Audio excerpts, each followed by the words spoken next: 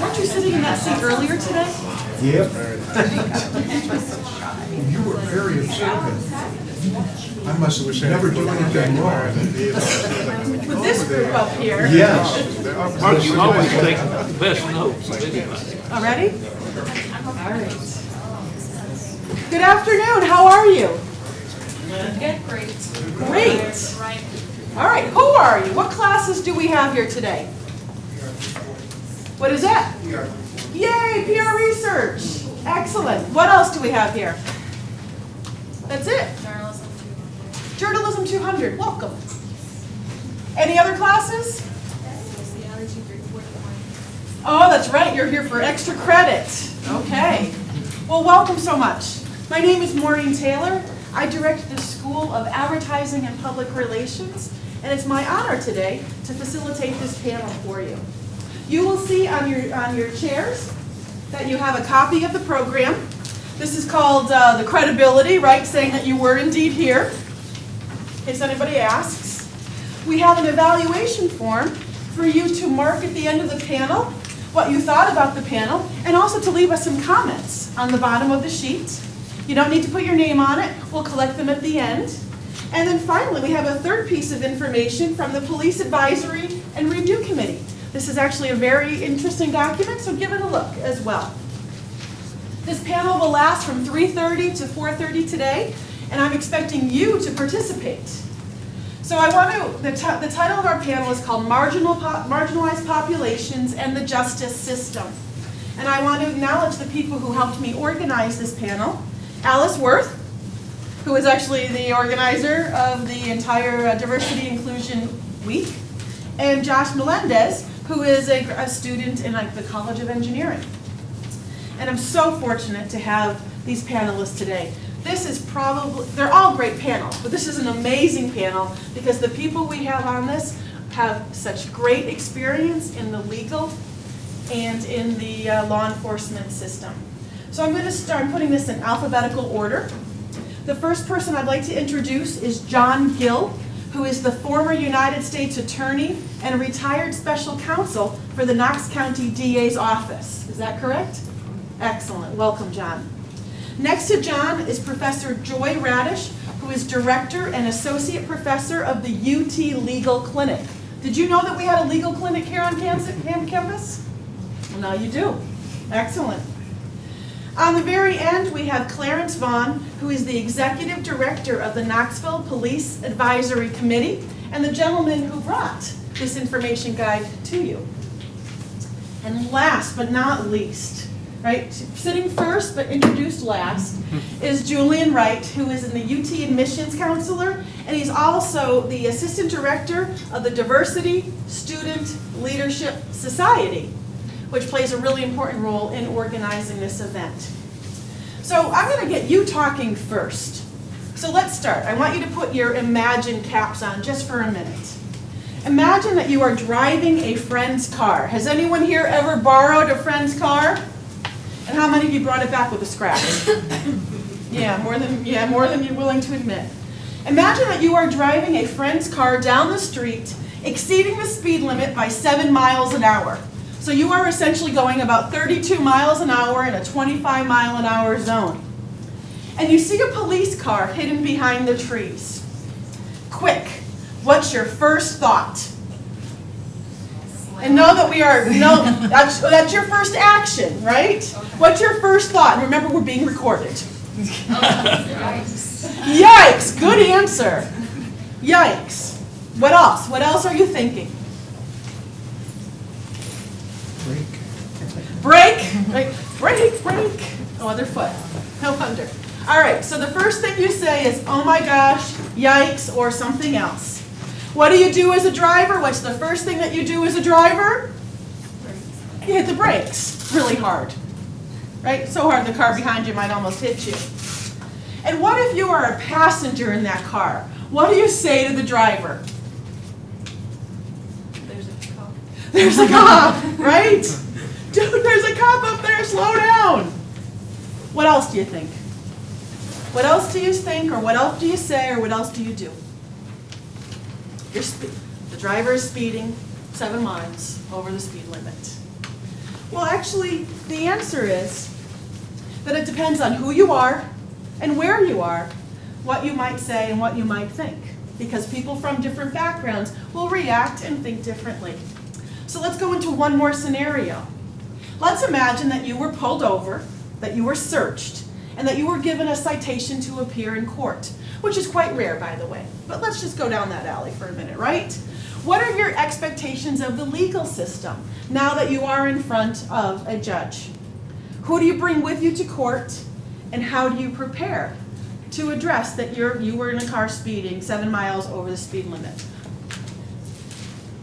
What are your expectations of the legal system?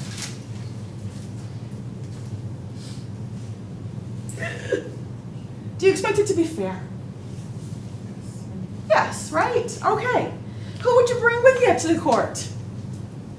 The person whose car it is? The person whose car it is, okay, so they don't think you stole it. Excellent, all right. I had permission to use this car, sir or ma'am. Who else would you bring with you? Your mother. Your mother. You bring your mother for everything. Exactly. She's a character witness. Would you bring a lawyer? Some of you might, right? And so the answers to these questions are actually very dependent on who you are and where you live. And today, our panelists are going to talk a little bit about the legal system and how the legal system may serve or perhaps not serve in the best way possible people from marginalized groups. So I'm going to ask, in order now, I'm going to ask you to introduce yourself and tell about your position in the legal field or your experience with the justice system. So Julian, did you get a law degree from the last couple of years? Well, no, I didn't.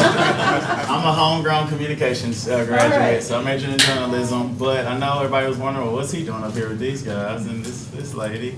My dad was lead lieutenant with the Davidson County Sheriff's Office my whole life, and so I've always been the kid that kind of walked the line of both sides of the world, I feel, and just having more knowledge with law enforcement based on how I grew up. Okay, so you grew up with your father coming home every day, Indeed. talking about work?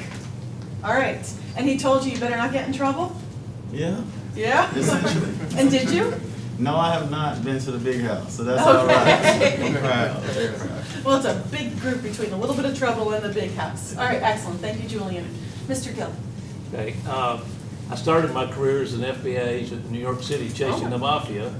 I came back to Knox County and was a trial attorney in Knox County DA's office for 10 years. And I was appointed United States Attorney under President Reagan and Bush 1.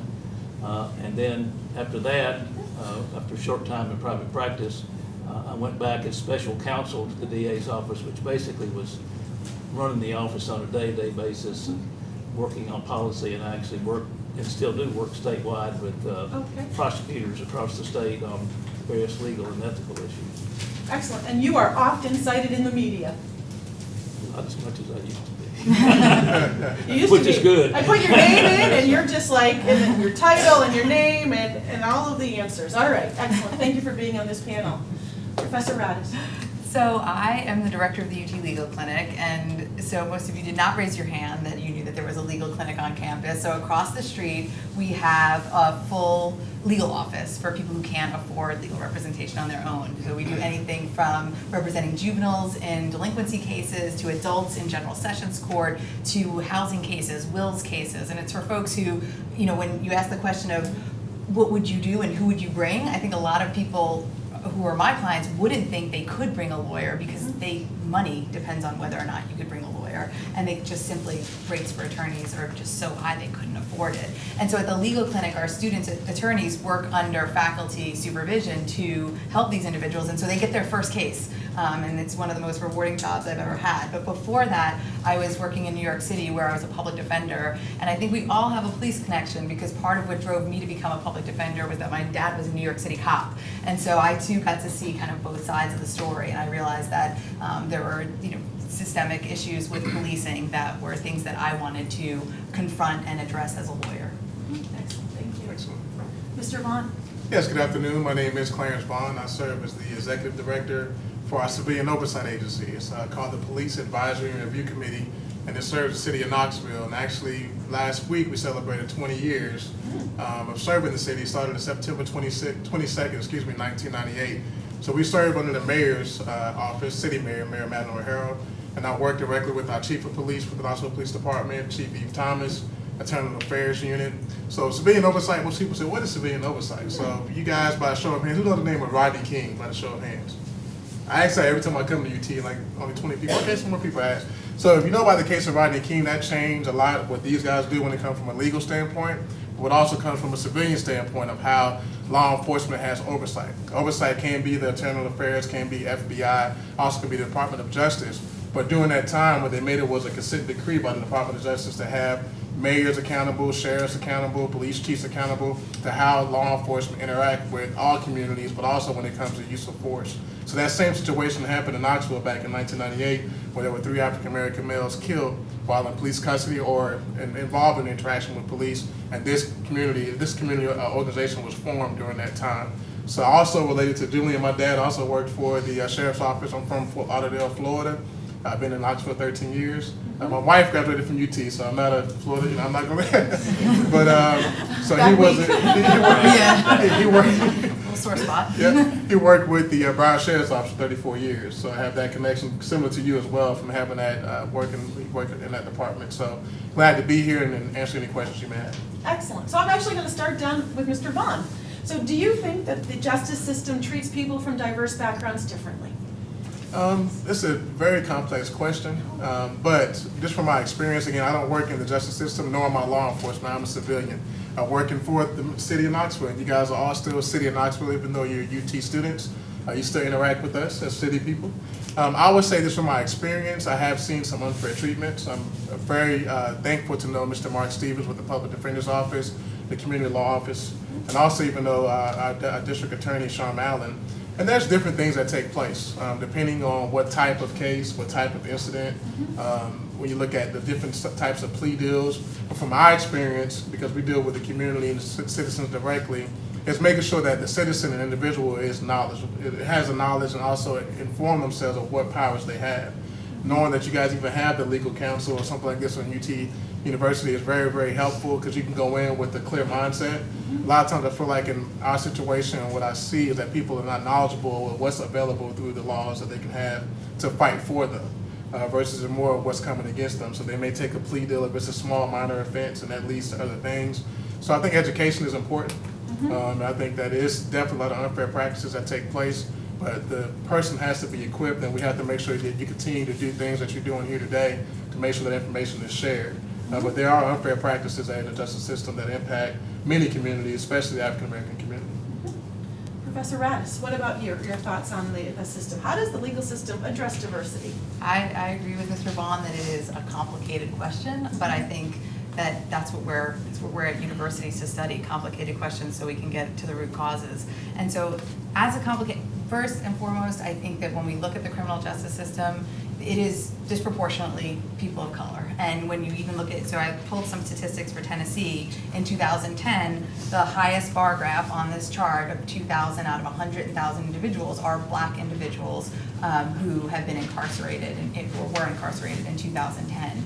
That type of statistic, and so if you compare it to whites, which are 503 out of 100,000, Hispanic 595 out of 100,000, American Indian 665 out of 100,000, you see what the numbers kind of basically confess throughout the country, which is that even though a very small portion of our population are people of color, very significant numbers and way disproportional to the number of people in our population are actually being incarcerated in our criminal justice system. Whether that is intentional is where it becomes complicated. So in terms of the thinking about how that happens, there has been numerous studies about how over-policing in certain neighborhoods that are largely poor and minority results in some of the numbers that we're seeing. Higher crime rates in those areas result in some of the numbers that we're seeing. But I'd like to posit that we have both implicit and explicit bias in different mechanisms from the arresting officer all the way through to the defense attorney and the judge that play a role in the disproportionate numbers that we end up seeing incarcerated in the state. And I think that that's something that causes a state land grant university like University of Tennessee to say this is something we have to think about.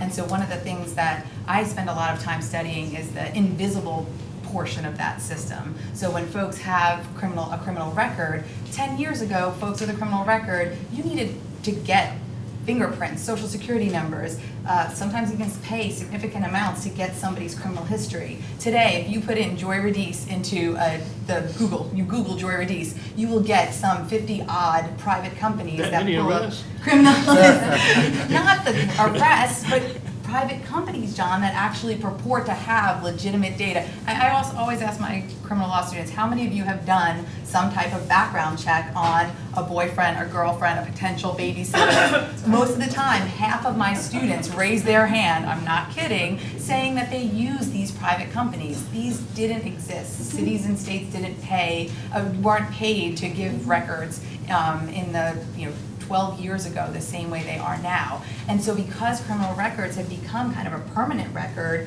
we have a domino effect. So not only do we have to deal with what we see in the system, but we have to also address collateral consequences, not being able to get a job, losing your driver's license because you have unpaid court costs that the system also perpetuates. And so that's why I think it's a complicated question, and I love that we're getting into not only the direct causes, but the indirect causes. Mr. Gill from the District Attorney's Office, what are your perspectives Well, on this?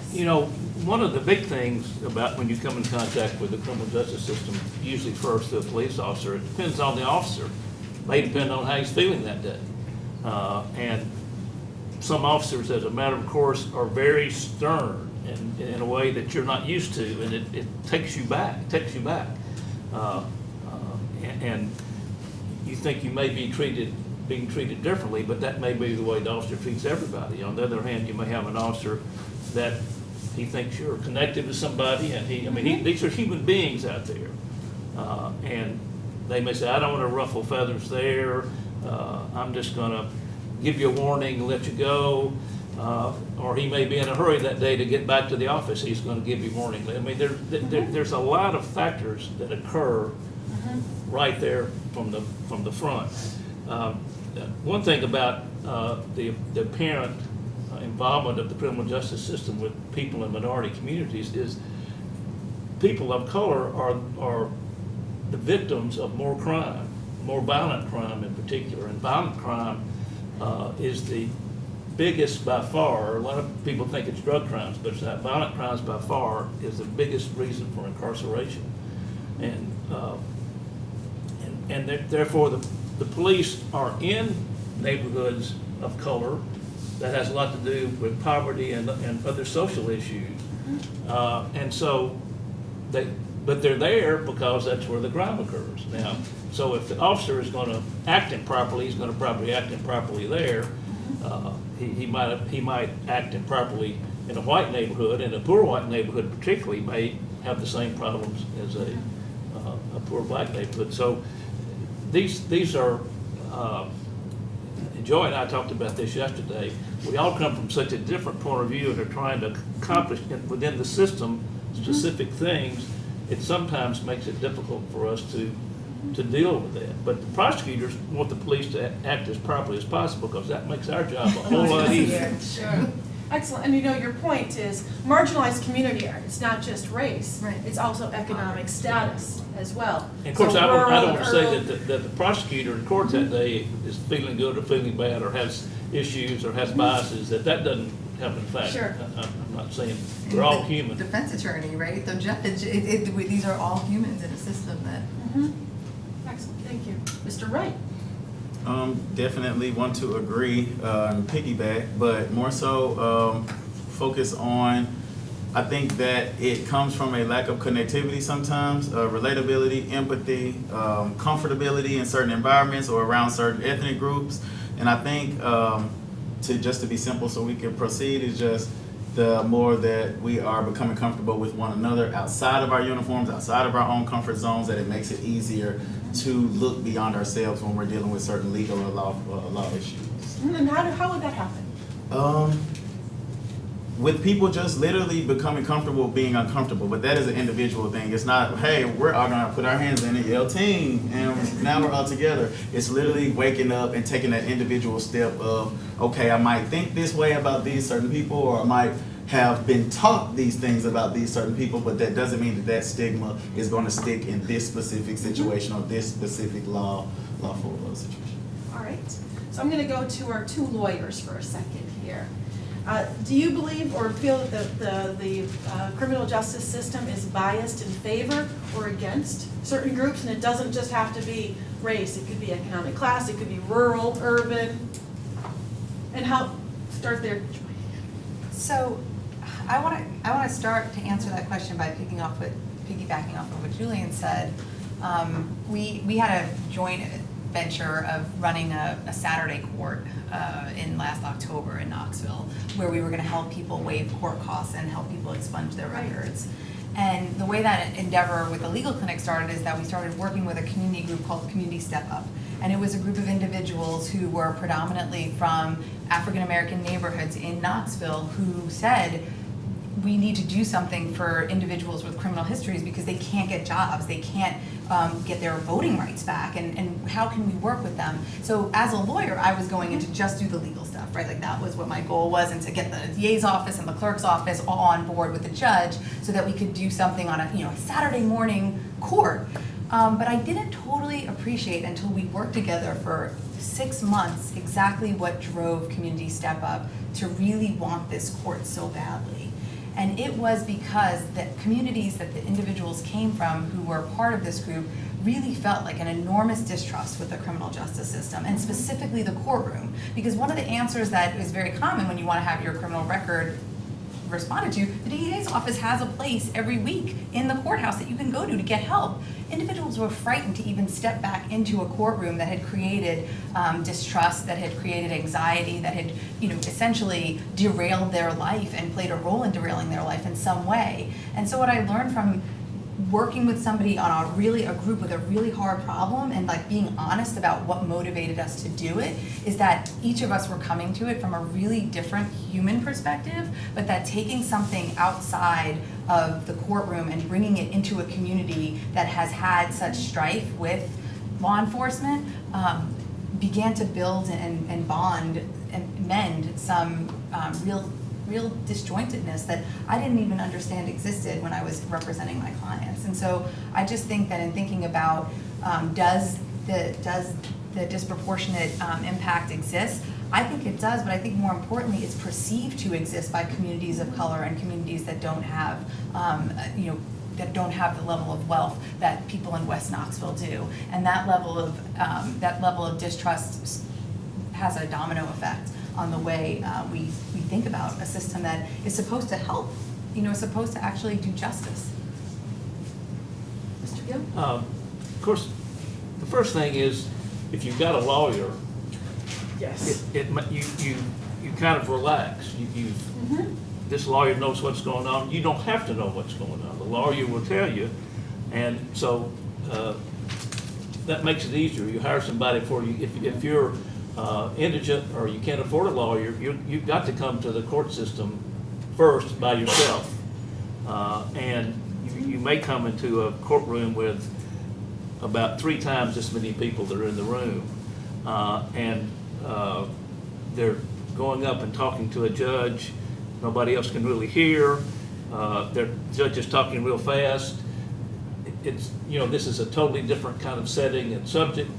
And it's very confusing, and there's not a lot of humanity in it, really. Okay, good to know. And that's because of the number. The system doesn't have enough people to deal with all the issues, for one thing. And the courts and the prosecutor and often the defense attorneys are trying to roll the cases through as quickly as possible. The defense attorneys are usually very good about being sure you're protected, but sometimes the defendant may not understand the impact of, well, this is just a fine or it'll be wiped off your record later, but there are other things in the meantime that could happen if you don't pay the court costs, and that's a big issue right now of what paying the court cost does. And I don't, with a speeding ticket, you're not getting to a bonding situation, but that's another area that's being looked at. I know I've always hated bonding companies. I don't think a lot of prosecutors really like bonding companies because they really don't do anything for anybody anymore. Maybe when I started in 1970, they didn't do something for people, but it's not a good system. But how do you guarantee people show up? So it's really, it's so funny when you start looking at trying to deal with reforming the criminal justice system across the country.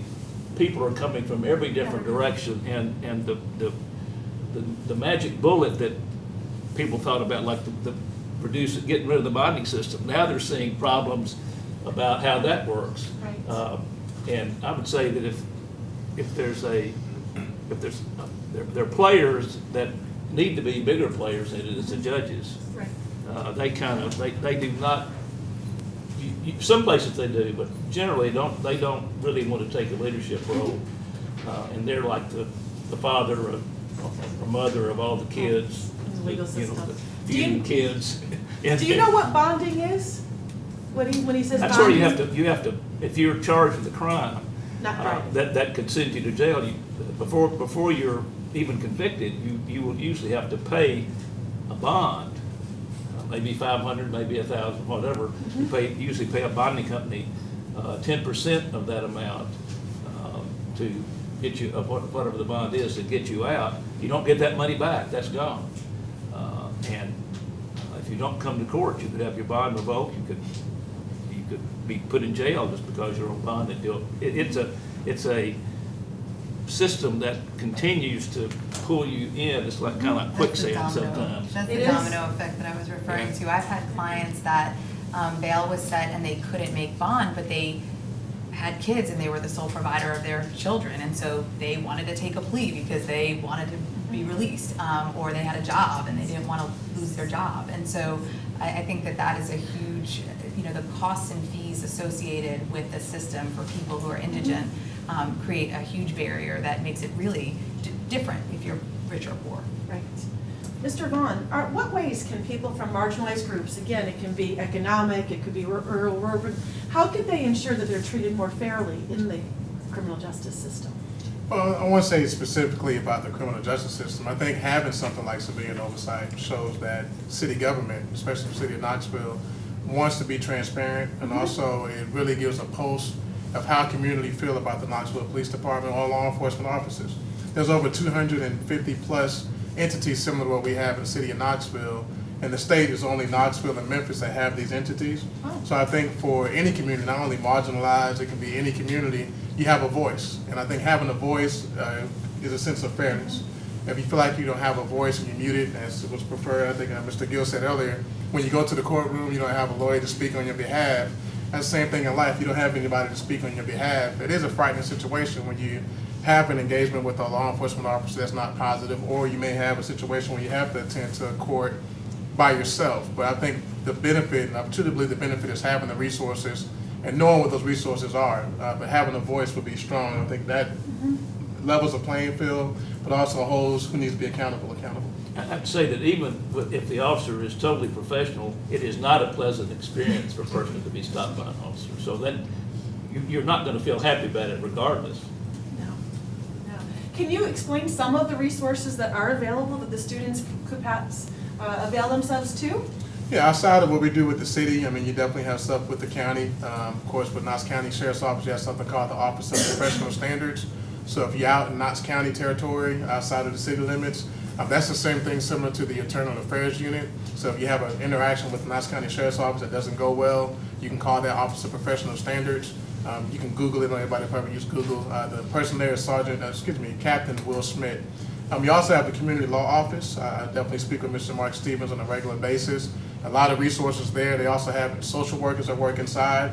Anyone that may have a traumatic experience and may want to have someone speak to them about that traumatic experience, or know of a friend that had an experience that may need more than just having somebody talk to you about legal terms, but more of a counseling standpoint, that's a resource. But there's several resources. One thing we're definitely fortunate to have here in the city of Knoxville is a lot of volunteer groups. I'm actually a member of Knoxville Community Step Up.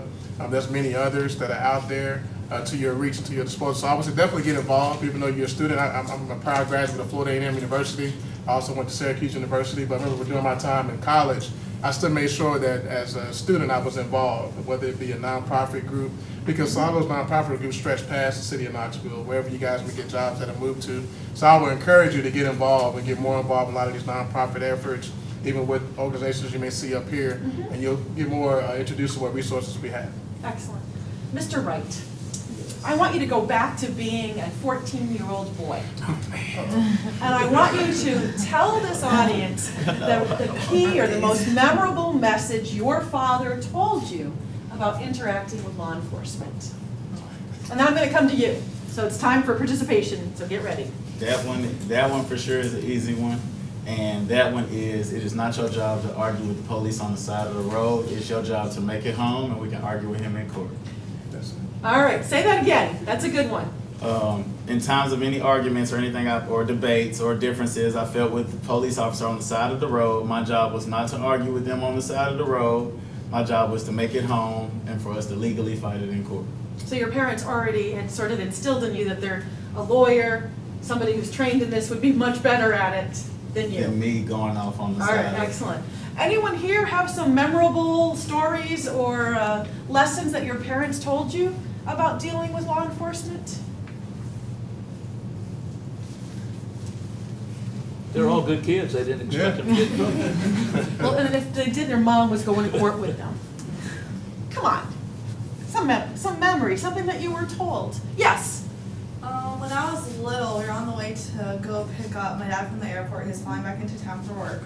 But we got pulled over when we were pulling out of the neighborhood, and my mom's a really nice, polite kind of person. She wouldn't sit there and argue with him even. So he comes up and she's like, "What was the problem?" She thought maybe she accelerated out of the neighborhood too fast or something. He goes, "You ran a stop sign." And I was like, "What stop sign?" Because the way our neighborhood worked is you had a yield coming out of it for oncoming traffic because it was a busy state road. And she goes, "You ran a stop sign." And she goes, "Oh, is it new?" And he's sitting here arguing with her. And he was a older gentleman, Caucasian, probably 50 years old. He's sitting there going, "It's always been a stop sign. I've been controlling this neighborhood for 20 years. And kind of just arguing with her back and forth. And afterwards, it just turns out we were sitting there for probably 10 minutes. He went back to his car. And one of our old neighbors, who was a fire department, he comes up and he's asking, "Oh, did you guys get flat? What happened?" And he's like, and I was like, "No, the gentleman said that we ran a stop sign." And he goes, "There's not a stop sign." So he went back and talked to the cop. He ends up leaving. The cop comes back and goes, "I'm going to put you on the hot list." What's a hot list? It doesn't exist. Oh. Yeah, the fire department later found out, or the guy who works for the fire department was asking some of his buddies or in the police department. And he was asking around, being like, "Hey, have you ever heard of this? Like, my neighbor was told this." Found out it didn't exist, but it was one of those things, like, even after that, my mom kind of told me that even if he is wrong, like, even if the cop is wrong or he's being rude, to just kind of stay polite, stay polite the whole time. All right, keep so calm, back to the no arguing. Okay, excellent. Thank you for sharing that. Anyone else? Over here. Does someone have their hand up over here? Don't be shy. Oh, one and then two. 2, 1. So what's your lesson? What was the memorable message that what's your memorable message? They always said that they're here to help you, not. All right, so they're here to help you. Excellent. All right, let's pass it back. Who else? The gentleman in the back.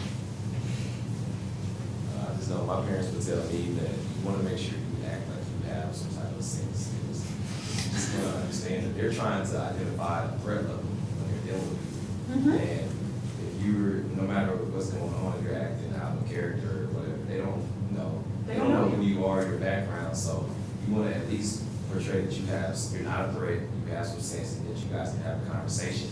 Nobody has to be afraid for their safety or anything like that. You just want to make sure you present yourself in a way that's safe for everybody. Good advice.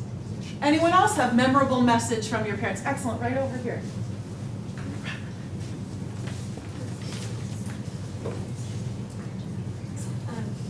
I guess my parents just told me to be like accountable. Like if I wasn't wearing my seatbelt and I got pulled over, to not like try to like hide or anything, or just know that if you recognize that you are doing something wrong or speeding or like that that is your fault, and to handle that situation with respect, because that police officer is just trying to keep like everyone else on the road safe, or everyone else in the community safe, and that if you were, you know, putting yourself in danger or them in danger, then you needed to be reprimanded for it. Like it's their job to do that. So yeah, I'm really upset at it. I didn't buckle my seatbelt and I got in my car and I was driving, but it is my fault, and that I shouldn't be upset with them for pulling me over about it.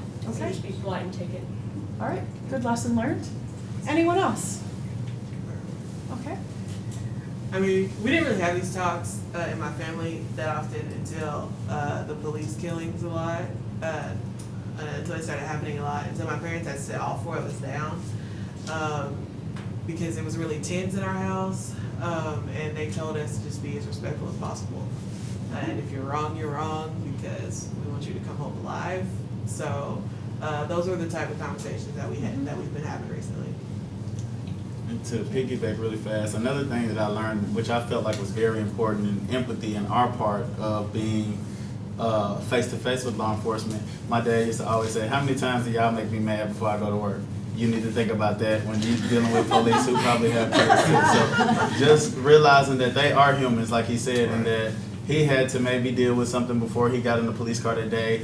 That could be family related, that could be anything related. So just having that empathy beyond, I'm a victim and you're pulling me over, but knowing that this person is trying to fulfill their job, they didn't just jump behind you and pull you over for no reason, and working together to get through that.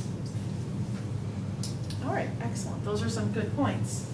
So what can we do to hold our legal systems accountable, right? So I'm going to ask all of you, but also you think about it, right? So it's not just police. A lot of what we've talked about today is police and getting pulled over, right? Seems to be the theme of a 21-year-old, right? Because that's probably your only interaction, or most of your interactions with law enforcement. But what can we do? And I'm going to ask you, what can we do as citizens to help keep our legal system accountable to us, the voters and the citizens? Mr. Gill, we'll start with you. Well, I think that the proof is in the pudding. If the legal system is working the way that it should, I think there's always people upset by being in the legal system. And I think relatively speaking, we do fairly well in Knox County because I go out and have a beer every once in a while with the public defender. We talk about these issues. I think there is a professional respect most of the time, not every time, not every prosecutor does the right thing every time, not every defense lawyer does, but overall I think that makes a difference in Knox County. Now, in place, the more animosity that exists between the police, between the defense bar, between the DA's office, the more likely somebody is to do the wrong thing. Okay. They're not going to be thinking about it in the same way. Not that they're sitting around saying, George, she pulled this on me the other day. I'm going to see her client gets it regardless. I don't care. But so that could make a difference. And I think in Knox County anyway, we have that interaction. Prosecutors cannot do their job unless there's a defense attorney. We can't just say, okay, you're guilty, off you go, judge, send them off. You have to have a give and take.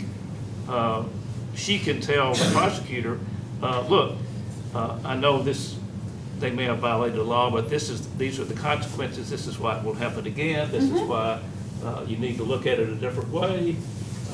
And if I have confidence in her, then that's going to go a long way. Excellent. So the relationship in the county that you live in will be very influential. Excellent. I wanted to add real quick, you made a good statement when you said about voters. And again, my legal system background is limited, but I know from when it comes to a government standpoint, the laws that they have to enforce, both law enforcement and lawyers, are your city ordinances, are your legal and your federal laws. So when he talked about, I'm gonna make sure that Joy's person gets it, you have to look at character too of the individual. So we really have to be careful of who we get into office. Your district attorney, Sharm Allen, is voted upon. Your judges are voted upon. Your city council is voted upon. So for you, I think it's really important while you're here, especially your 4 years here in the city, it's very impactful for students to get involved, but also for everyone to get involved when it comes to the vote. Even outside of those who can't be voted upon, those who be appointed as public defenders, different things of that nature, your voice. So I'm going back to that word voice again, because your voice is very powerful, but you have to use that power and vote. But also educate yourself about what that personality, character, but what's their history? I mean, what did they decide on previous cases, and kind of get yourself knowledgeable on that. I think that makes a big difference when it comes to who we have appointed to be those that's going to be enforcing the laws, both on law enforcement and the legal side, because I think that is very crucial. And how do we find out about the records of the people who are elected for office, such as judges or district attorneys? A lot of resources. I mean, you guys are definitely well more equipped than I am when it comes to doing Google searches, but you can come down to the city county building, really speak to anyone. Our doors, I can speak for myself, my door is open, but I would say that majority of the time their door is open. You have the, I'm thinking the name of the office, but the office of the Election Commission with the county and city. You can go down and talk with them about what's coming up in the next election, and whether it be 2020, 2022, whatever those years may be. But all that information is public record and it's accessible. You can simply Google it, but definitely if you haven't had a chance to come down to the city county building, definitely you can go to the election office, elections commission to speak to someone. It's important now, and I'm going to stop, as students, that you really get involved. I keep saying that because for me, from my experience, I benefited from when I was in college getting involved in the process, even whether it be government or nonprofit, because I learned so much to take it back to my city. Excellent. And Professor Radice? I think that, so voting is a really good example, because people with criminal histories, certain felony, are disenfranchised, right? And so if you think about voting as being a powerful source to actually change things, if we disenfranchise a certain percentage of the population and then create some obstacles on how they even regain their vote when they can get it back, that to me is a problem, and it's a systemic problem that means some people have no voice. I just want to also say that one of the things I was hearing as you were responding to what did your parents tell you about police, is that different communities have heard different things. Some communities hear they're safe, they're there to protect you, and some communities are hearing, be careful, don't fight, we'll deal with it later. And those are two really different messages based on both the behavior of the police and the perception of the communities about how the police interact with those neighborhoods. And that, to me, is fundamentally problematic. Like, kids growing up should not have that fundamentally different of messages about who the police are in their communities. And I think that ultimately, in terms of thinking about changing the system, I think that we might have to be, you are totally right, both sides have to be really good at what they do.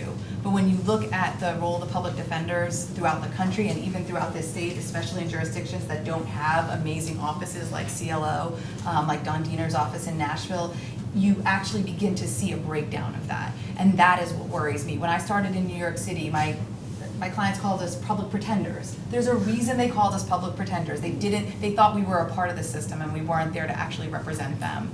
And so when you have an individual who has 200 cases, which some public defenders in this state do, you just can't simply give them the type of representation that John is talking about that they need so that the system works fairly. Okay. Any other suggestions about how we can keep our law enforcement and our legal system accountable?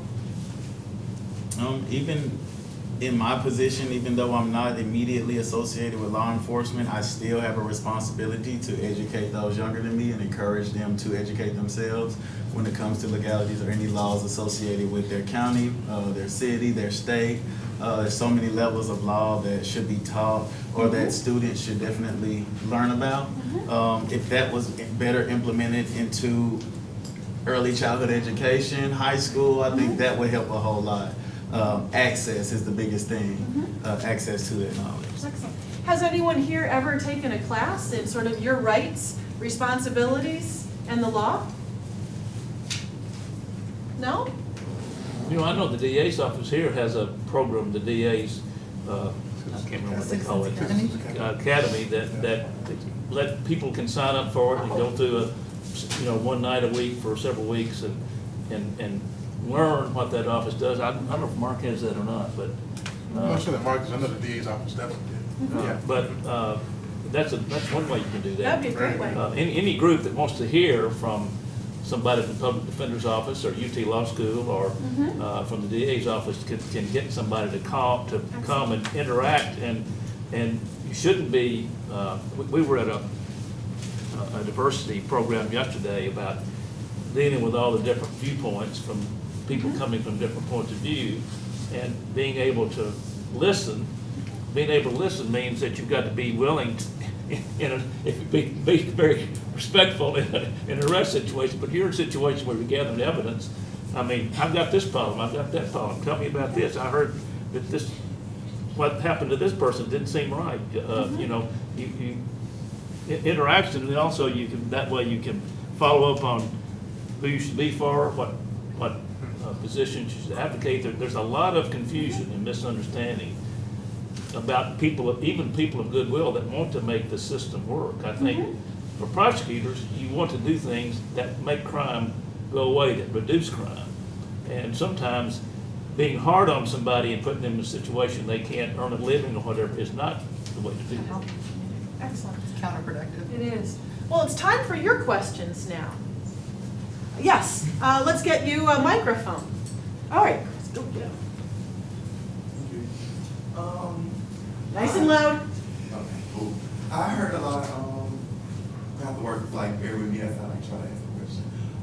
I heard a lot, like, saying, like, the system would work better, or these issues would be less visible if it was, like, everyone came to, like, you know, understand the system is meant to help us. But I think the issue is, like, from my personal opinion, like, American history has been very cyclical and, like, repetitive, and like how things happen. Like, the same people have constantly been oppressed, and the same people have constantly been in power. And it's because the system that's been created hundreds of years ago is still, like, intact. So I don't think it's like, and I want to hear your opinions too, like the law system of today has been compared to, like, the new Jim Crow in regard to, like, mass incarceration and things like that.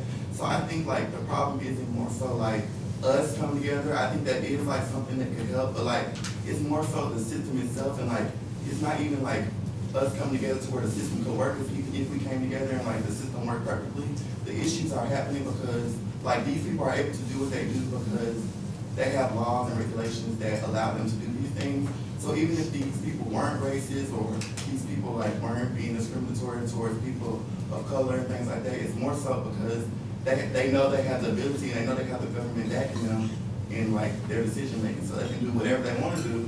And we are just supposed to be like, okay, that's fine. You could just, you know, treat me any type of way you want to, because and I'm supposed to just go in court and let somebody randomly represent me, and because, like, that's how the. So you're talking about it's systemic within the legal system based on historic. Yeah, so I think precedents. it's like, Okay. is it more so making the system work, or is it more so like remaking an entire new system? Somebody select an answer. Blow it up.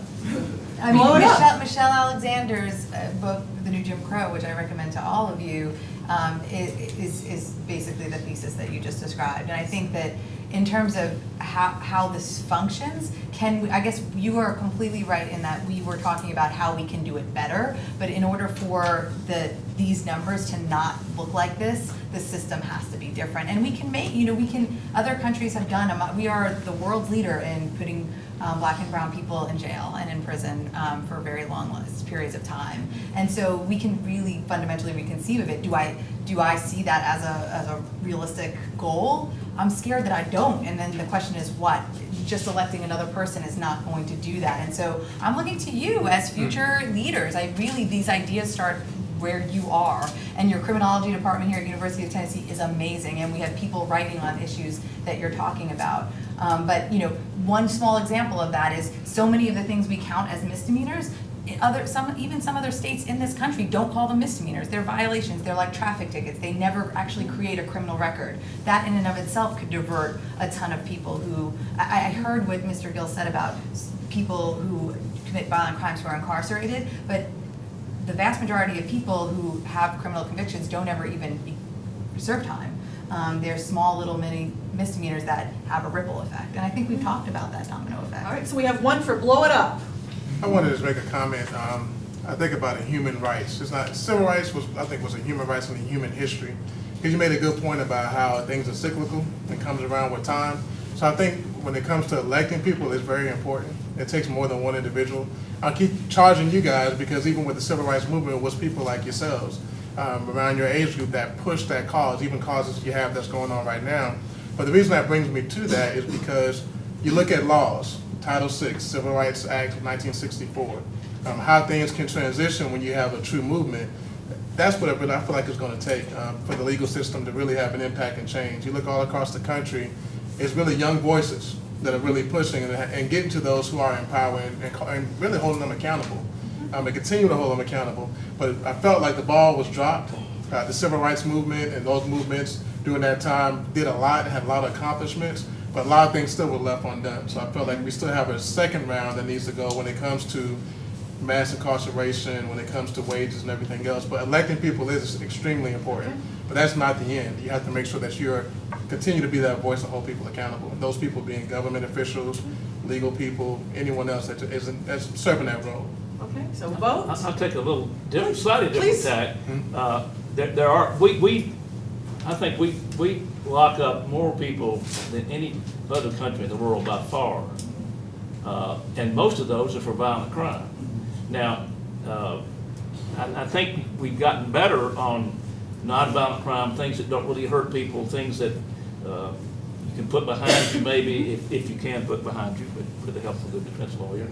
But we still have I think, general support for tough sentencing on violent crime. And there's some question whether that's always the best way. We know that if you start, I say this is a testosterone curve, if you start at 17, age 17, that's when crime committed mostly by males goes up and starts down. About age 24, it drops off the table. We need to keep that in mind and deal with those people. So do we need to, if somebody commits a murder, does that mean they need to go to jail for 50 years or should they go to jail for 10 years? I mean, those are issues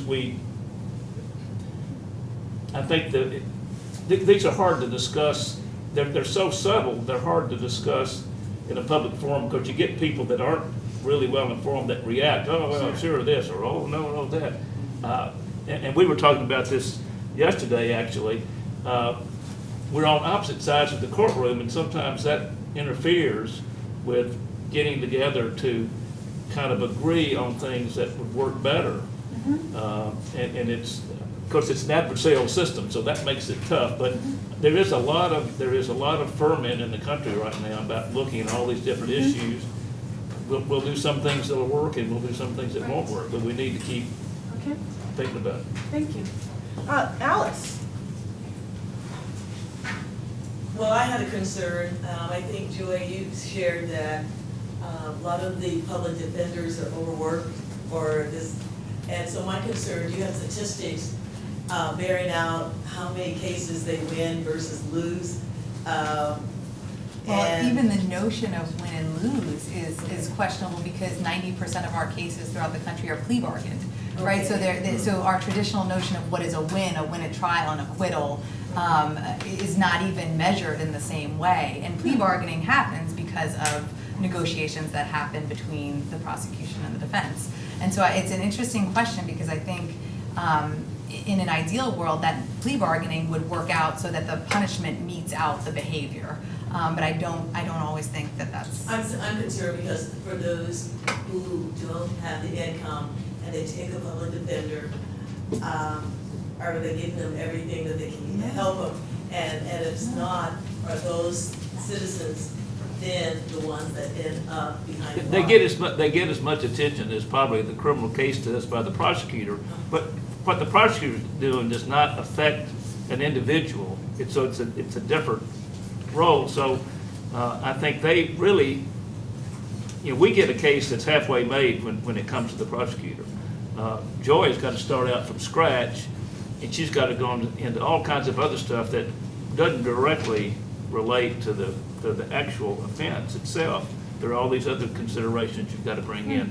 Public housing, jobs, and benefits. that happens to some degree. I mean, that happens to some degree, I think, with most prosecutors and defense attorneys. There's always some that are hard-nosed no matter what. There's always some that are bleeding hearts, won't plead guilty to anything regardless of how strong the case is. But basically, and there's a lot of complaints about plea bargaining, except I think it should be, and most of the time is, what is the best solution for the interest of the people in general, the state, and the individual. I think that really depends, John, on how good how well I've done my job. You're and there's exactly a ton right. of data about Exactly meet and right. plead systems, so where individuals just come to court on that day and plead out on that day. To me, one of my ethical responsibilities as a defense attorney is to investigate a case. There is no way from just talking to my client I have done any investigation in that case. And so one of the first things I tell my students is we are not going to take a plea at arraignment, and yet tons of cases get pled out at arraignment every single day. And so I think that really goes to your question, which is that any system where defense attorneys are mostly meeting their clients and pleading them out, which does happen in this jurisdiction throughout the country, is a system that's broken. Okay, excellent. Other questions? Yes, up here.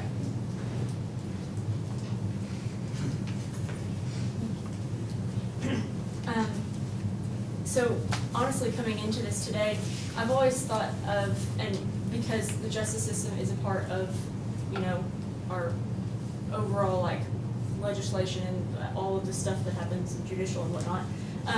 Anyways, I think of it a lot of the times as very political and very politicized, and I think because you guys have been talking about like educating like people when they're younger and letting them know about their rights and letting them know about, you know, what options they have as humans in America, like to take when something like this happens, or even how to feel about it. Do you guys, and this is coming from, I'm from like a rural high school, you know, county high school, so, you know, it wasn't talked about. My dad was like, you don't talk about your political beliefs, and you don't talk about, you know, you don't ask anyone else about it, it's not your business and it's not their business, and so you just don't talk to people about it, because, you know, you'll get yourself into trouble if you do that. And I always felt like that was really disappointing, because it meant that I didn't get to know more about it, and I had to do my own research, which could be biased from there because I wasn't having more classes or more information provided to me. And so do you think that if, you know, we opened up like a conversation about the criminal justice system in a way that's not politicized, like, because sitting here with you guys today, it's not been political at all, which was surprising to me, because usually I feel like it is when people talk about it in media or in different channels. And so do you think that if we, like you said, became more comfortable with the uncomfortable and talked about those things more like freely, then people would have kind of a more open-minded like approach to how to find out their rights or how to talk about it with other people, I guess?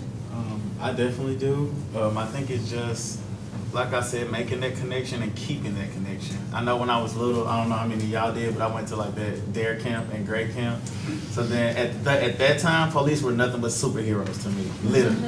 And then as I grew up and my eyes were more so open to what was going on in the media, I think it's when I started to turn this way. And even if I had a father in law enforcement, I still was like, you know, I'll see someone on TV and I'll be like, there go your people, man, that's your people. Like all the time I would say, but even my dad even explains, like, these are individuals. Like, it doesn't matter how much you look over, it doesn't matter how much you watch, you will never catch every police.